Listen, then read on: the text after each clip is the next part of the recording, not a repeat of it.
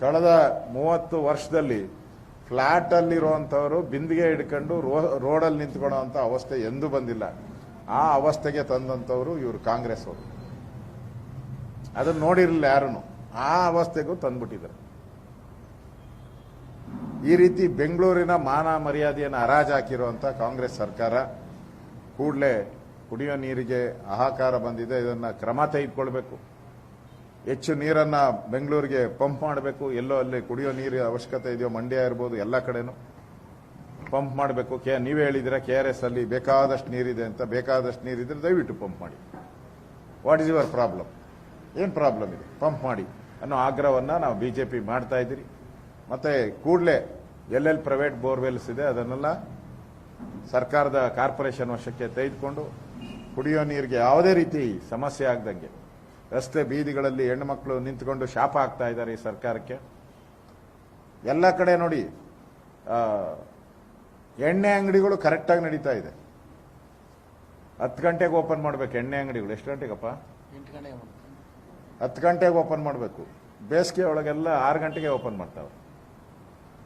ಎಣ್ಣೆ ಅಂಗಡಿ ಕರೆಕ್ಟಾಗಿ ಬೇಗ ಓಪನ್ ಮಾಡ್ತಾವ್ರೆ. ನೀರ್ ಅಂಗಡಿಗಳೆಲ್ಲ ಮುಚ್ತಾವ್ರೆ ಎಲ್ಲ ಕಡೆ. ಎಲ್ಲೆಲ್ಲಿ ವಾಟರ್ ಟ್ಯಾಂಕ್ ಇವಿದೆಯಲ್ಲ, ಈಗ ಏನೋ ಅದೇನೋ RO ಪ್ಲಾಂಟ್ಸ್ ಅವೆಲ್ಲ ಬೀಗ ಜಡ್ದಿದ್ದಾರೆ. ಈಗ ನೀರಿಲ್ಲ, ಎಲ್ಲ ಕಡೆ ನೀರಿಲ್ಲ ನೀರಿಲ್ಲ ನೀರಿಲ್ಲ. ನೋಡಿದ್ರೆ ಎಲ್ಲ ಕಡೆ ಬೀರೈತೆ ಅನ್ನೋ ಸ್ಥಿತಿ ಕಾಂಗ್ರೆಸ್. ಟ್ಯಾಕ್ಸ್ ಬರ್ತೈತೆ ಅಂತ ಹೇಳಿ ಅದನ್ನ ಮಾತ್ರ ಕರೆಕ್ಟಾಗಿ ಸಪ್ಲೈ ಮಾಡ್ತಾವೆ. ಮೆಚ್ಚಬೇಕು, ಈ ಸರ್ಕಾರದ ನೀತಿಯನ್ನ ಮೆಚ್ಚಬೇಕು. ಆದಾಯ ಎಲ್ಲಿ ಬರುತ್ತೋ ಅಲ್ಲಿ ಕಾನ್ಸಂಟ್ರೇಷನ್ ಈ ಸರ್ಕಾರದ್ದು. ಅದಕ್ಕೆ ಈ ಸರ್ಕಾರ ಕೂಡಲೇ ಕ್ರಮ ತೆಗೆದುಕೊಳ್ಬೇಕು ಅಂತೇಳಿ ಬಿಜೆಪಿ ಆಗ್ರಹವನ್ನು ಮಾಡ್ತಾ ಇದ್ದಾರೆ. ಸೋಮವಾರ ಬೆಳಗ್ಗೆ 11 ಗಂಟೆಗೆ ನಾವು ಫ್ರೀಡಂ ಪಾರ್ಕ್ ಅಲ್ಲಿ ಪ್ರತಿಭಟನೆಯನ್ನ ಮಾಡ್ತಾ ಇದ್ದೀರಿ. ಬೆಂಗಳೂರು ಜನತೆಗೆ ನೀರು ಕೊಡಿ,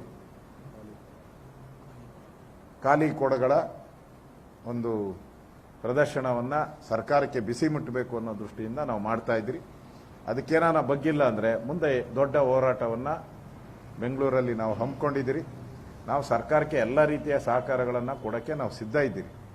ಆದರೆ ಇದುವರೆಗೂ ಸರ್ಕಾರ ಇಷ್ಟಾಗೈತಲ್ಲ, ಇಷ್ಟು ಜ್ವಲಂತ ಸಮಸ್ಯೆ ಅಂತಾರಾಷ್ಟ್ರೀಯ ಮಟ್ಟದಲ್ಲಿ ಬಂದಿರೋದನ್ನು ಸರ್ಕಾರ ಎಲ್ಲರನ್ನ ಕರೆದು ಏನು ಮಾಡಬೇಕು ಅಂತ ಮುಖ್ಯಮಂತ್ರಿಗಳು ಒಂದು ಸಭೆ ಆದರೂ ಮಾಡಬೇಕಾಗಿತ್ತು.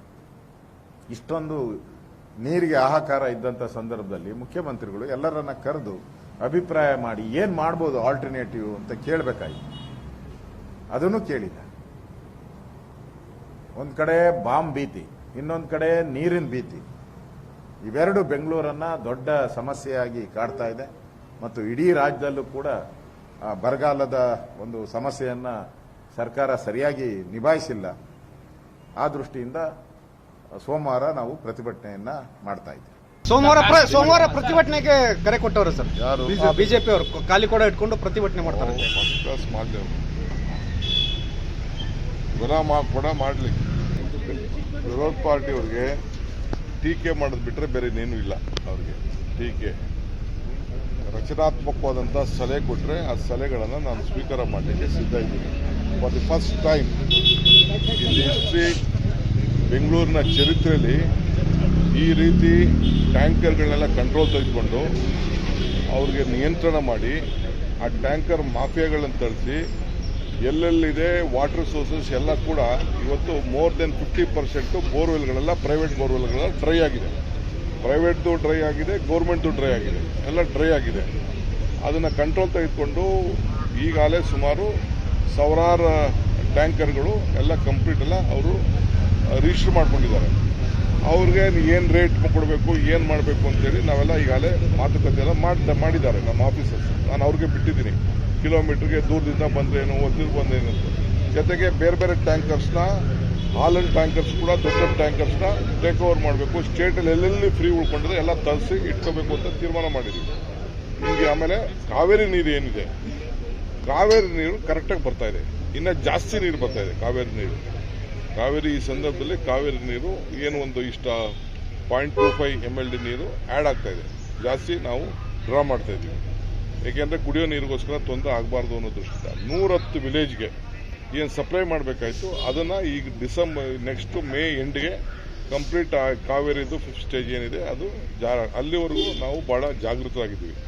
ಮೀಡಿಯಾದಲ್ಲಿ ತಾವು ತೋರಿಸ್ತಾ ಇದ್ದೀರಿ, ಆಕಾರ ತೋರಿಸ್ತಾ ಇದ್ದೀರಿ. ನಾನು ಆಕಾರ ಇಲ್ಲ ಅಂತ ನಾನು ಹೇಳುದಿಲ್ಲ. ಪಾಪ ಬೋರ್ವೆಲ್ಗಳು ನಿಂತೋದ್ರೆ ಆಕಾರ ಇದ್ದೇ ಇರ್ತದೆ.